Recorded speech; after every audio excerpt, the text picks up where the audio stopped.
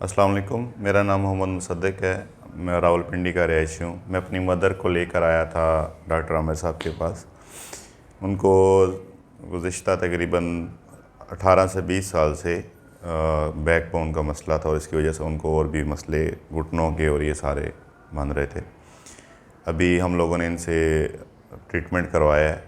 हम लोगों ने शायद पिंडी इस्लामाबाद में कोई भी ऐसा डॉक्टर ना हो जो हमने छोड़ा हो इस ट्रीटमेंट के लिए, लेकिन अभी हम लोगों को काफ़ी ज़्यादा जो सा है अच्छा महसूस हो रहा है मदर मेरी को।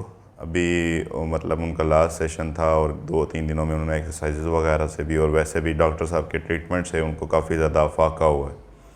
तो मैं आप लोगों को यही कहना चाहूँगा कि आप लोग डॉक्टर्स के पास, एलोपैथी डॉक्टर्स के पास और हर किस्म के डॉक्टर के पास से आप लोग और भी सेहत का ख़राब होते हैं तो इन जो सा ट्रीटमेंट है इनकी तरफ जो सा आप लोगों को आना चाहिए ताकि आप लोग मतलब एक सेहतमंद ज़िंदगी गुजार सकें।